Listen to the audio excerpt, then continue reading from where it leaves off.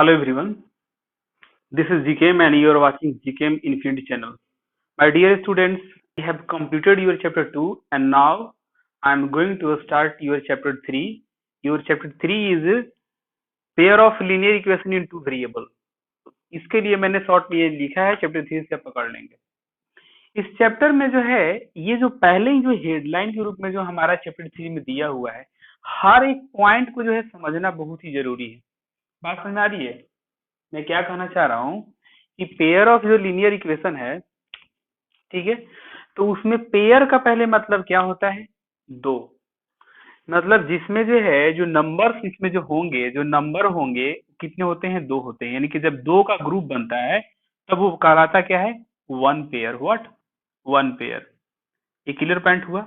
जब दो का ग्रुप बनता है तब वो वन पेयर कहलाता है। ये तो क्लियर हो गया। उसके बाद जो है टू वेरिएबल्स की बात आ रही है। ये टू वेरिएबल बेसिकली होता क्या है वो मैं बताना चाह रहा हूँ। You should think in this two variable कि ए बी सी डी जितने भी लेटर्स होते हैं जेड तक, वो सब के सब वेरिएबल्स में आते हैं। लेकिन ए टू जेड जो लेटर्स हैं उसमें से कुछ लेटर ऐसे होते हैं जिसमें कि वो उसमें से कुछ लेटर जो होते हैं ए टू जेड, उसमें से कुछ लेटर को हम लोग कांस्टेंट के लिए भी यूज करते हैं।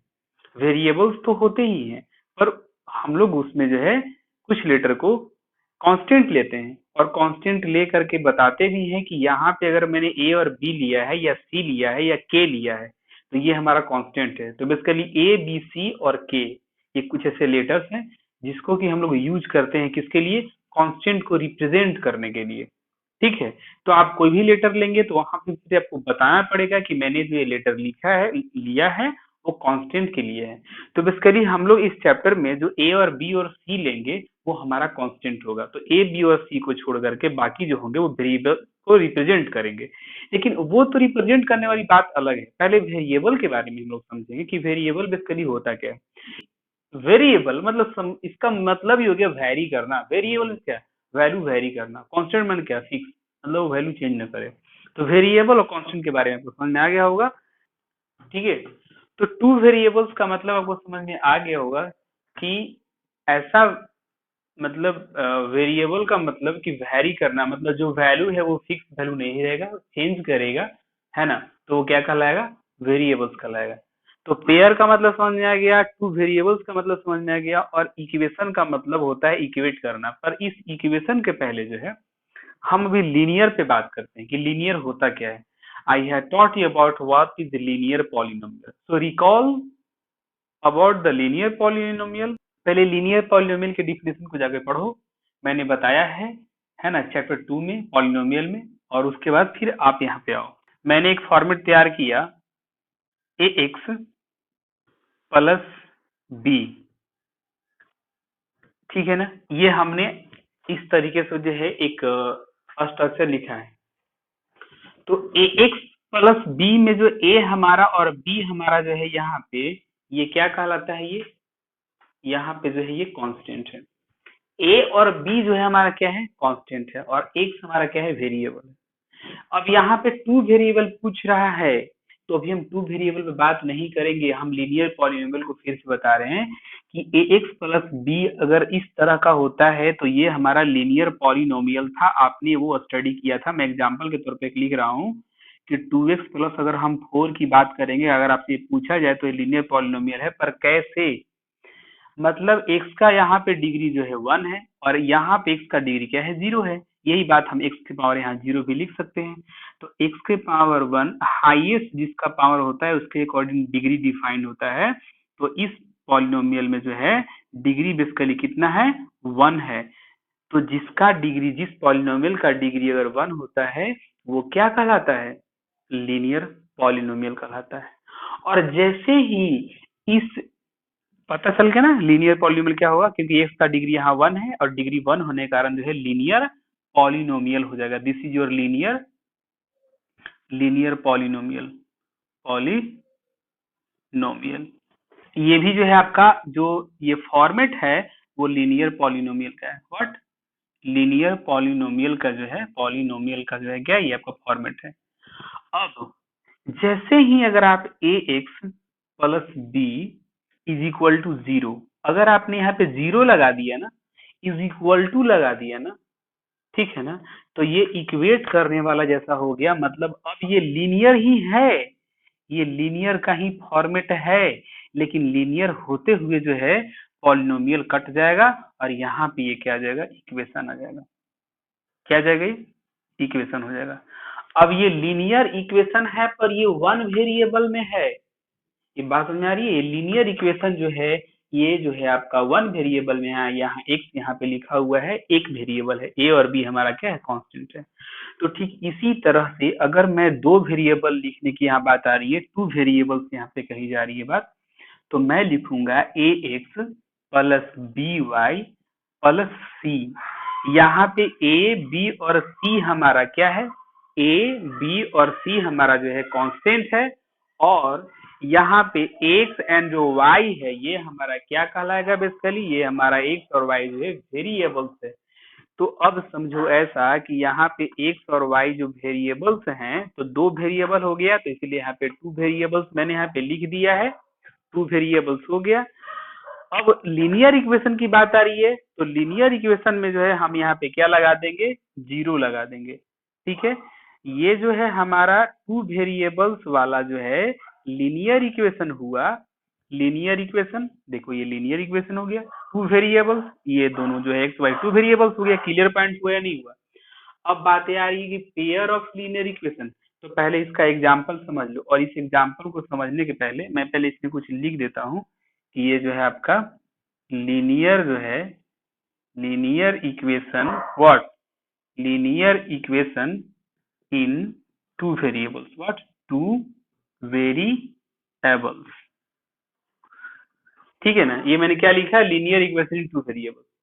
अब यहाँ बात समझने वाली ये है कि इस वाले फॉर्मेट को हम लोग स्टैंडर्ड फॉर्म कहते हैं, व्हाट, इस स्टैंडर्ड जो है हमारा क्या है, ये फॉर्म कहलाएगा। ये जो स्ट्रक्चर है ये स्टैंडर्ड है, यही जो है आपका linear equation in two variables का स्टैंडर्ड फॉर्म है। तो इसी तरह का एक और हम यहाँ पे स्ट्रक्चर लिख देंगे, तो वो हमारा क्या कहलाएगा, दो अगर हम लिख देंगे तो पेयर बन जाएगा, जब दो लिख देंगे तो हमारा वो क्या हो जाएगा, पेयर बन जाएगा लीनियर इक्वेशन का। यानी कि लीनियर इक्वेशन है पर पेयर का है, और साथ साथ टू वेरिएबल्स, तो एक्स और वाई हमारा क्या रहेगा, वेरिएबल्स रहेगा। तो पहले आप इसका एग्जांपल तो जान लो कि क्या होगा। इस वाले में जो है 2x plus 3y plus 4 is equal to 0, ये हमारा एक एग्जांपल हुआ, ये हमारा स्ट्रक्चर दिया हुआ था। और इसी तरह का अगर हम एक और यहाँ पे लिख लेंगे, 4x प्लस 3y प्लस 6, यहाँ पे मैं माइनस भी लिख सकता हूँ, यहाँ पे भी माइनस दे सकता हूँ, is equal to 0। Clear point हुआ। तो अब देखो कि ये एग्जाम्पल हुआ, ये इस स्ट्रक्चर के अकॉर्डिंग एग्जाम्पल हुआ, तो ये भी जो है लीनियर इक्वेशन टू वेरिएबल, ये भी जो है लीनियर इक्वेशन टू वेरिएबल, और ये दोनों जो है आपस में ये एक ग्रुप बना रहे हैं जो पेयर हो गया। मुझे नहीं लग रहा है कि अब भी आपको समझ में नहीं आया होगा, अब भी आपको समझ में नहीं आया होगा, मुझे ऐसा नहीं लगता है, आपको बिल्कुल समझ में अब आ गया होगा कि लीनियर क्या होता है, मतलब कि क्या डिग्री वन को रखता है। लेकिन यही बात यहाँ पे है कि यहाँ एक्स का डिग्री वन है, यहाँ वाई का डिग्री वन है, तो दोनों अलग अलग डिग्री रख रहा है, और है तो दोनों डिग्री वन ही में ना। तो इसलिए जिसका डिग्री वन हो वो लीनियर होता है, पर अगर इक्वल के साथ में जो वैल्यू अगर कुछ दिया हो, या जीरो हो, या समथिंग कुछ भी हो इक्वल के साथ में, तो वो इक्वेशन में चला जाता है। तो ये जो है मैंने यहाँ पे डिफिनेशन लिख दिया है, कहा जा रहा है the equation which is in the form of a x plus d y plus c is equal to 0 where a b and c are constant. यानी कि ए बी सी का जो वैल्यू होगा, जो एक एग्जाम्पल के रूप में हम अगर हम लेंगे 2x plus 3y plus 4 is equal to 0, तो उसमें ए बी सी हमारा फिक्स रहेगा, पर एक्स और वाई जो है डिफरेंट डिफरेंट आ सकते हैं, इसीलिए एक्स और वाई को यहाँ पे वेरिएबल कहेंगे। अब क्लियर पॉइंट हुआ। और भी धीरे धीरे कुछ और कॉन्सेप्ट में जब मैं बताऊंगा, पढ़ाऊंगा एक्सरसाइज के अकॉर्डिंग, जब मैं ग्राफ पे बताऊंगा, तब बाद में ये पता चलेगा कि वाकई में एक्स का वैल्यू बहुत सारे आते हैं, वाई का वैल्यू बहुत सारे आते हैं, है ना। तब आपको और भी पता चल जाएगा कि एक्स और वाई रियली में जो है वो वेरिएबल है। यहाँ पे कहा जा रहा है कि एक्स और y both must not be zero, मतलब अगर कोई इक्वेशन अगर हम लिखते हैं, आप ऐसे समझ लो, एक एग्जाम्पल के तौर पे मैं यहाँ लिख रहा हूँ कि 2x plus 3y plus 4 is equal to अगर 0, मैं इसको ऐसे लिख दिया, या मैं इस 4 को उधर भी लेकर के जा सकता हूँ, तो ये हो जाएगा इज इक्वल टू -4, ऐसा भी हो सकता है। इसमें कहा जा रहा है कि x और ये जो y है, ये दोनों जो वैल्यू है जीरो नहीं होगा। कोई एक हो सकता है, मतलब हो सकता है कि x का वैल्यू जीरो हो तो ये पूरा जीरो बना दे, पर y भी जीरो नहीं होना चाहिए। अगर x y दोनों जीरो हो जाएगा तो इक्वेशन मतलब उसका जो स्ट्रक्चर जो हमने बताया कि x प्लस बी प्लस सी है, तो ये पूरी तरह से जो है ना ये हो जाएगा ना एग्जिस्ट, मतलब उस स्ट्रक्चर के अकॉर्डिंग हो ही नहीं पाएगा ना। ठीक है, तो इसलिए जो है उसको फॉलो नहीं करेगा, स्ट्रक्चर को उसके अकॉर्डिंग नहीं होगा, तो वो फिर इक्वेशन वगैरह कुछ होगा ही नहीं, ना पॉलिनोमियल होगा ना कुछ होगा। ठीक है, हाँ पॉलिनोमियल हो जाएगा। क्यों होगा? जीरो पॉलिनोमियल मैंने आपको बताया और कांस्टेंट पॉलिनोमियल बताया, तो वो हो जाएगा। यहाँ पे जो है पेयर ऑफ जो लीनियर इक्वेशन यहाँ पे जो दिया गया है, तो इसमें यहाँ पे मैंने दो स्ट्रक्चर दिया है, a1x plus b1y plus c1 is equal to zero and a2x plus b2y plus c2 is equal to zero. अगर एक और तीसरा इक्वेशन लेना है तो वहां पे क्या करेंगे, a3x plus b3y plus c3 is equal to zero, ऐसे करके जो है यहाँ पे ये चीज मैंने लिख दिया। अब एक मैं बात कहना चाहता हूँ कि जो भी आपने नाइन्थ क्लास में पढ़ा होगा या नहीं, अगर जानते हो तो मैं बताऊंगा कि जब भी अगर कोई भी लीनियर इक्वेशन हो, ठीक है ना, तो कोई भी इक्वेशन का जो है ग्राफ पर जो है, ठीक है, लाइन को ड्रॉ करके हम लोग, मतलब किसी भी इक्वेशन को जो है हम उसको लाइन में रिप्रेजेंट कर सकते हैं। तो जब उसको रिप्रेजेंट करेंगे तो हमारे पास यहाँ पे पेयर ऑफ लीनियर इक्वेशन बोल रहे हैं, मैंने दो इक्वेशन, ठीक है। तो ये भी हो सकता है कि पेयर ऑफ लीनियर इक्वेशन जब अगर दो रहेंगे तो ये हो सकता है कि दोनों आपस में जो है क्रॉस करे, ठीक है ना, ये आपस में क्रॉस करेगा और जहां पे ये जो है फर्स्ट इक्वेशन रहेगा, ये सेकंड इक्वेशन का लाइन रहेगा, ये फर्स्ट इक्वेशन का लाइन रहेगा। तो ये भी हो सकता है ना कि ये या तो यहाँ पे कट जाए एक पॉइंट पे, हो सकता है कि आपस में ये ना कटे, पैरेलल हो, ये क्रॉस कर जाए, ये क्रॉस ना करे, पैरेलल हो, और हो सकता है कि ये क्या करे, कंसाइड ईच अदर, मतलब एक दूसरे के ऊपर जो है वो कंसाइड कर जाए। तो ये तीन कंडीशंस जो है यहाँ पे पॉसिबल है, और कोई ऐसा कंडीशन है ही नहीं। ये तीनों कंडीशन के ऊपर जो है हम नेक्स्ट क्लास में जो है चर्चा करेंगे, और एक टेबल लेकर के आने वाले हैं जो आपकी बुक का ही, एनसीईआरटी बुक का ही होगा, और उसके अकॉर्डिंग हम समझाएंगे। वो टेबल जो है बहुत ही इंपॉर्टेंट होगा। तो इस क्लास में बस इतना ही रखते हैं, फिर हम लोग मिलेंगे नेक्स्ट क्लास में। तब तक के लिए that's all and best of luck.